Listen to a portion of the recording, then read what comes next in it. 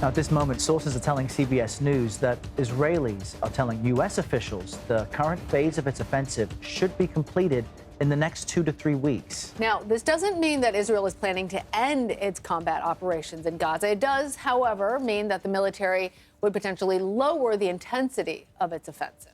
Now, all of this comes on the heels of Israel's defense minister saying the war against Hamas is expected to last more than several months. Those comments come as U.S. National Security Adviser Jake Sullivan is in Israel meeting with the country's leadership. The Israeli government faces increased global pressure to limit the number of civilian casualties in Gaza. Meanwhile, heavy rains are also impacting humanitarian efforts throughout the territory. BBC News Middle East correspondent Hugo Bachega joins us from Jerusalem. And Hugo, we're curious about what tangible outcome we might expect from Jake Sullivan's discussions with Israeli leaders today.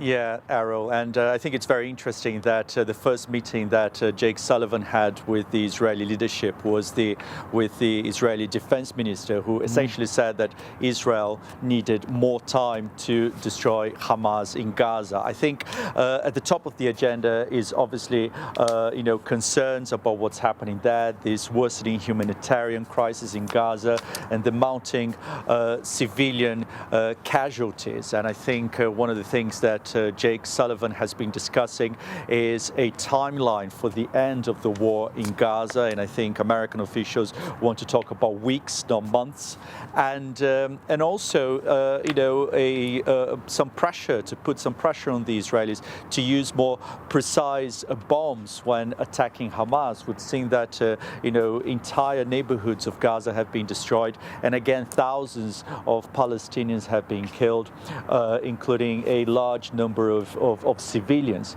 So there has been a lot of international pressure. Calls are growing for a ceasefire, something that has been rejected by the Israelis. And they say that the goal here is to eliminate Hamas. And they say that any kind of ceasefire, any kind of pause in hostilities right now would be a gift for Hamas. Yeah, and Hugo, just to follow up with you on that point, given that the Israeli government says it's going to take several months still, and the large number of civilian deaths are an international concern, how long might this fighting actually go on? Yeah, so it's interesting because last weekend, some reports on Israeli media said that some military officials here were saying that they needed at least until February to achieve the goal of destroying Hamas. And I think the Israelis are very far from, being able to declare victory. They still haven't captured or killed the Hamas leadership. The leader of Hamas in Gaza, Yahya Sinwar, is still missing, and the Israeli authorities believe that that he could be hiding alongside other top Hamas members in the city of Khan Yunis, which has been a key target for the Israeli offensive in the south. All right, Hugo Bachega, thank you. It's been more than 2 months since Hamas launched its October 7th attack on Israel, killing around 1,200 people and taking hundreds hostage. While some of those hostages have been released, more than 100 are still believed to be held captive in Gaza. At the White House yesterday, President Biden spoke with family members of Americans taken hostage. The group included the parents of 23-year-old Hersh Goldberg-Polin. Hersh's mother joined the stream earlier.